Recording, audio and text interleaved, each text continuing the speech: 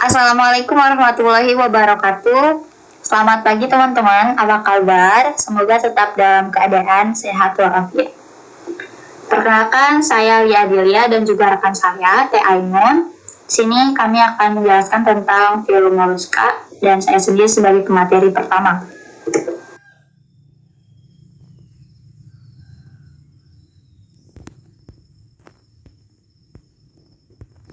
Moluska dapat kita temui di lingkungan sekitar kita, contohnya bekicot. Dia sangat mudah tumbuh di tembok-tembok, biasanya ada bekicot ya. Nah, moluska sendiri itu merupakan hewan bertubuh lunak dan memiliki kaki yang berotot dan juga ada sebuah mantel.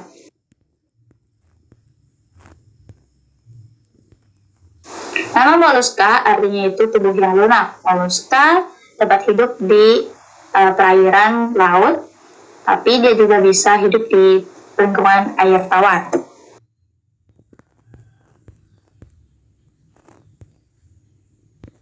Nah, sejarah perkembangan moluska. Moluska itu ditemukan pada pertengahan Kambrian ya.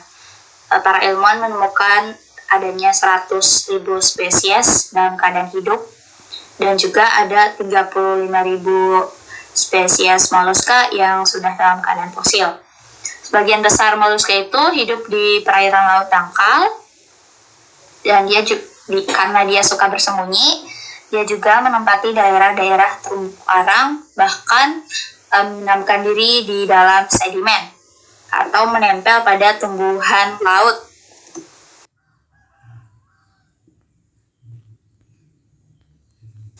Nah, karakteristik dari film moluska sendiri ada pencernaan, peredaran darah, pernapasan, reproduksi maupun alat indera. Pencernaan. Nah, moluska ini bisa dikatakan sudah sempurna alat pencernanya karena dia sudah memiliki mulut yang berhubungan langsung dengan esofagus, perut dan usus yang melingkar. Nah, mulutnya ini terdapat di bagian yang namanya itu radula, kecuali pada Palesypoda. Nanti Palesypoda kita bahas juga ya, teman-teman. Ada juga peredaran darah. Nah, si moluska ini sudah memiliki jantung. Jantungnya terdiri atas 2 serambi, auricle, dan juga sebuah bilik atau ventricle yang terdapat dalam rongga perikardium. Terus ada juga pernafasan. Nah, pernafasan ini, moluska bernafas itu menggunakan insang atau paru-paru yang berada di bagian mantel atau bagian epidermisnya. Terus ada juga reproduksi. Nah, reproduksi moluska ini umumnya terpisah ya. Beberapa jenis hermafrodit dengan sedikit potrandik. Nah, fertilisasinya itu dilakukan secara eksternal maupun internal. Kebanyakannya juga dari film moluska ini adalah ovipar atau bertelur ya. Juga yang melakukan perkembangan langsung, contoh pada kas pulmonata dan cephalopoda. Terus ada juga alat indera. Alat inderanya itu terletak di bagian rongga mantel, namanya ostradium, mata, bahkan satosis.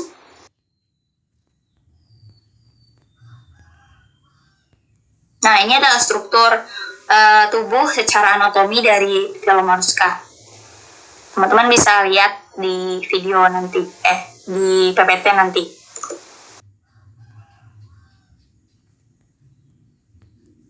Lalu apa aja sih klasifikasi atau penggolongan dari film moluska ini?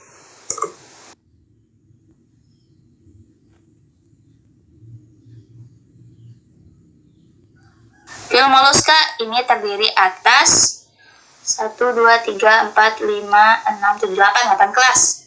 Ada Sarcopoda, Bivalvia, Cephalopoda, Gastropoda, Monoplacopora, Polyplacopora, Solenogastrus, dan Caudofoveata.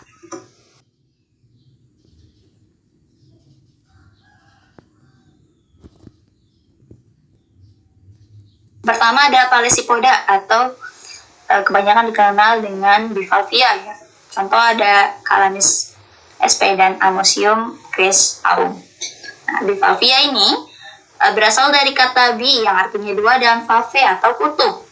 Atau kita juga bisa menyederhanakan bahwa Bivalvia ini hewan yang memiliki 2 belahan cangkok atau 2 keping cangkang ya. Palesipoda disebut juga dengan palekis, palekis yang artinya menyerupai kapak kecil. Contoh seperti museum Kristatum ini ya, seperti kapak ya teman-teman. Terus ada poda. Poda ini berarti kapi. Nah, kelas ini memiliki 15.000 spesies.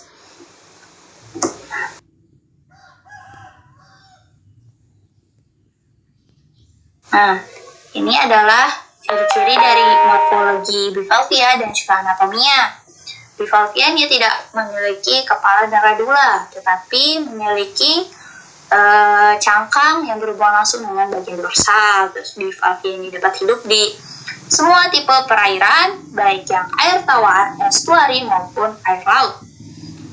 Dan juga bivalvia ini kebanyakan tubuhnya itu pipih, seperti yang tadi ada di gambar, dan juga tertutup. Cangkongnya ini dapat membesar atau menggelembung dekat sendi atau disebut juga dengan umbo. Nah, secara anatominya, mulutnya itu terdapat di ujung anterior massa visceral, terbuka dari ruang mantel. Esofagusnya pendek, dan ini terhubung langsung dengan lambung. Intestiumnya panjang, terus juga kakinya itu terbuka pada anus yang terletak dekat sifon esporen. Insangnya itu berupa lempengan berjumlah 1 maupun 2, dilengkapi silis atau filter feeding ya, untuk menyaring udara yang masuknya. Terus ada juga bivalvia. Bivalvia yang mampu melekatkan diri ke substrat dengan menggunakan bios.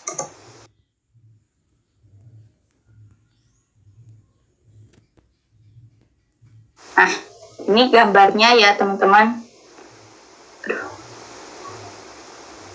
Ini yang di atas itu secara morfologinya. Nah, di sini bagian umbo, seperti kemarin yang kita praktikumkan ya, menghitung umbo panjangnya berapa gitu. Di bagian siponnya, sedangkan ini di bawah itu anatominya. Teman-teman bisa lihat bagian sini. Nah, ini ada ganglion pedal untuk menerima rangsang ya.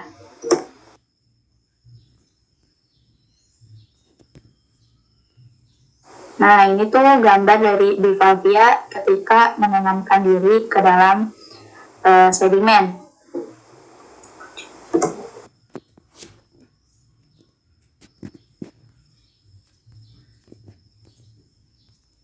Nah, bagian cangkang dari bivalvia terdiri atas bagian dorsal dan juga bagian ventral.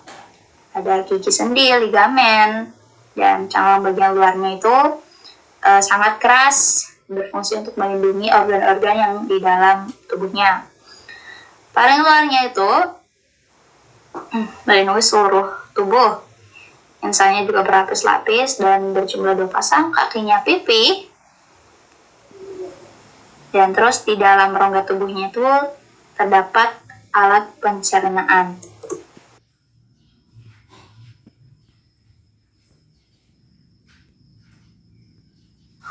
Lalu bagaimana ya urutan cangkang kerang dari luar ke dalam?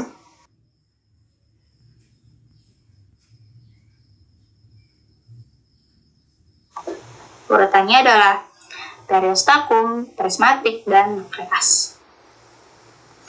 Pada bagian periostakum, ini lapisannya itu tipis, gelap, dan tersusun atas zat tanduk. Terus ada prismatik, banyak kristal-kristal kalsium karbonat, berasal dari materi organik. Terus ada juga nukleus, ini kristal-kristalnya itu lebih halus ya, dan merupakan lapisan mutiara yang dihasilkan oleh seluruh permukaan mantel.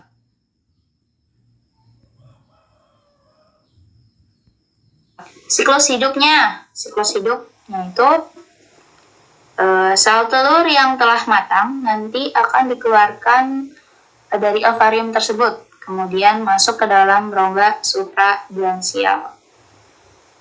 Nanti di dalamnya itu terjadi pembuahan sperma yang dilepaskan oleh hewan jantan. Nah, telur yang sudah dibuahi nantinya akan berkembang menjadi larva Glossidium. Nah, selanjutnya larva-larva tersebut itu nanti akan menempel pada ikan sebagai parasit atau menjadi kista. Nah, setelah beberapa hari nanti kistanya akan membuka dan inilah yang dinamakan dengan moluska muda dan akhirnya dapat hidup di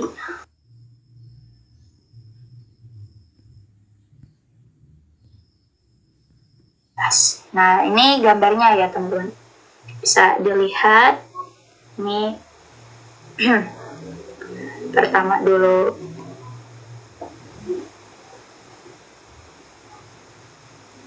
terus ini membentuk larva Glossidium. Nah, terus ini masuk ke insangnya dan muncullah Glossidium muda.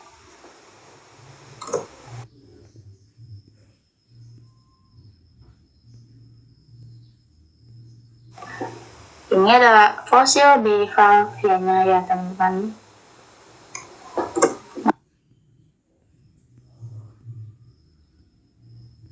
Lanjut ke Chaudophyata. Chaudophyata ini kelas kecil dalam filum Mollusca atau dikenal juga sebagai dengan Chaetodimorphopora.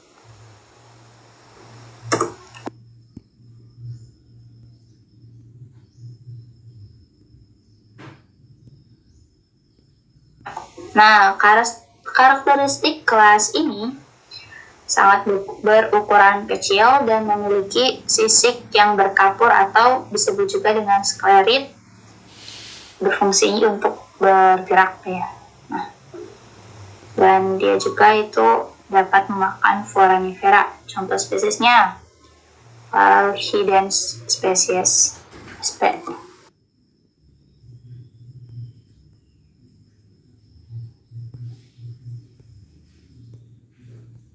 Nah, kelas berikutnya nanti akan dijelaskan oleh rekan saya, Teh Aimun.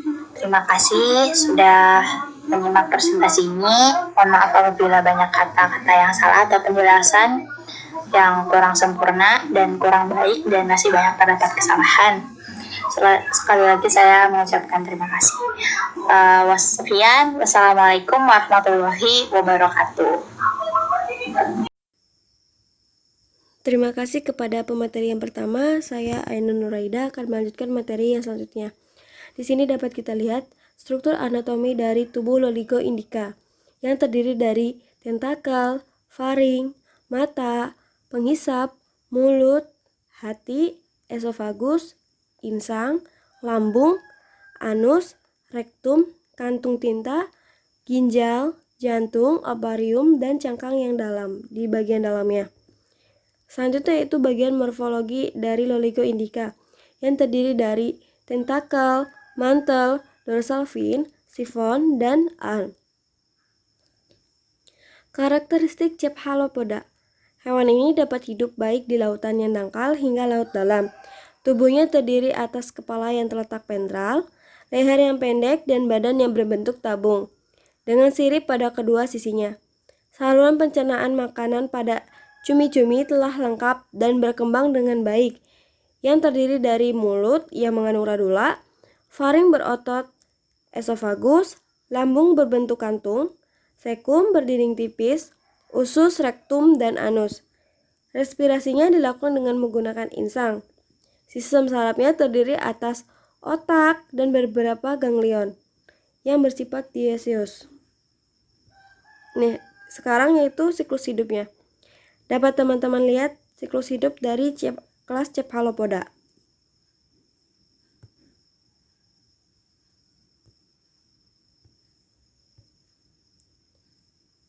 Selanjutnya itu ada kelas Gastropoda. Kata gastropoda ini terdiri dari kata gaster dan podos, di mana gaster ini artinya belly dan podos yaitu artinya kaki. Karakteristik gastropoda. Gastropoda ini dapat hidup di air tawar, di tempat yang terestrial, dan sedikit parazit pada Echinodermata. Tubuhnya tidak tersegmentasi, asimetris, biasanya dengan univalve dan spiral kumparan. Kepalanya berbeda bantalan tentakel, mata, dan mulut. Kakinya adalah ventral, lebar, datar, dan berotot membentuk sol, merayap, dan sering bantalan dorsali sepotong keras, operculum pada ujung posteriornya. Sistem pencernaannya terdiri dari faring otot, kerongkongan panjang, lambung, panjang usus berlapis, dan anus yang ditempatkan secara anterior. Respirasinya oleh insang, sistem peredaran darahnya terbuka, dan jantung yang tertutup. Sistem ekskresinya terdiri dari metanephirida. Sistem sarafnya terdiri dari otak dan pleural. Dan sistem reproduksinya itu dioecious. Selanjutnya yaitu siklus hidup. Dapat teman-teman lihat siklus hidup dari kelas Gastropoda. Yang selanjutnya yaitu ada kelas Monoplacopora.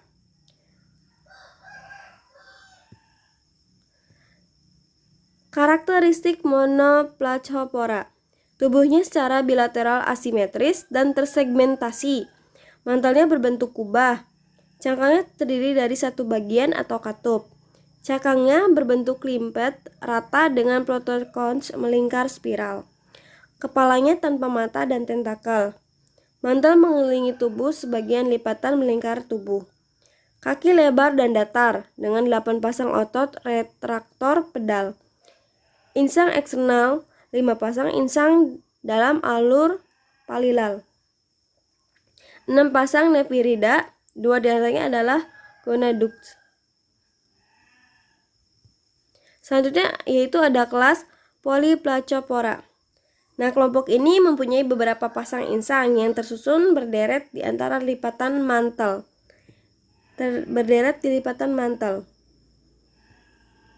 Nah, karakteristik Polyplacopora.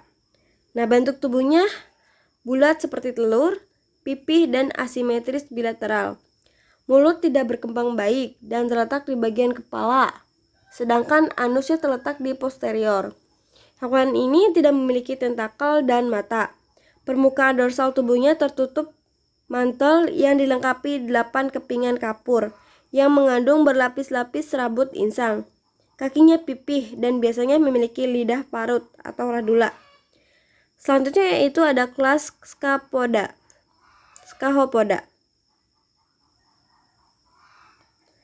Scapopoda ini memiliki karakteristik yaitu hidup dan membenamkan diri pada substrat pasir atau lumpur yang bersih di laut dangkal. Scapopoda bereproduksi secara seksual dan masing-masing organ seksual saling terpisah pada individu lain. Fertilisasi dilakukan dengan cara eksternal. Sistem pernapasannya dibantu oleh mantel. Sistem sarafnya berupa 3 pasang simpul saraf ganglion, yaitu ganglion cerebral, ganglion pleural, ganglion pedal, di mana ketiga itu dapat dihubungkan dengan serabut-serabut saraf. Nah, di sini ada gambar contoh spesiesnya yaitu Dentalium vulgare. Struktur tubuh Dentalium sp atau vulgare ini berdasarkan morfologi berdasarkan anatominya terdiri dari kelenjar pencernaan, nephridium, anus, ganglion, rongga mantel, cangkang dan mantel, ada ganglion pedal, mulut, captacula, ganglion cerebral, ganglion pleural, dan gonad. Solenogastres. Solenogastres adalah kelompok kecil dari filum Mollusca yang terdiri dari sekitar 250 spesies yang hidup di laut. Contohnya yaitu Epimenia perucosa. Karakteristik Solenogastres: tidak memiliki cangkang, ditutupi oleh skeleid aragonitik, memiliki radula, memakan Cnidaria dan Ctenophora.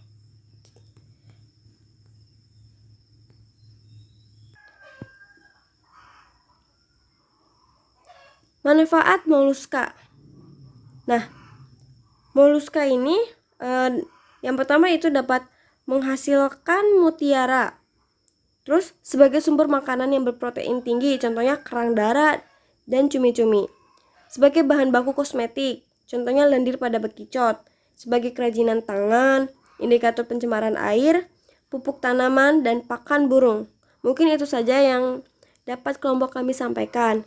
Selanjutnya akan dilanjutkan oleh sesi tanya jawab.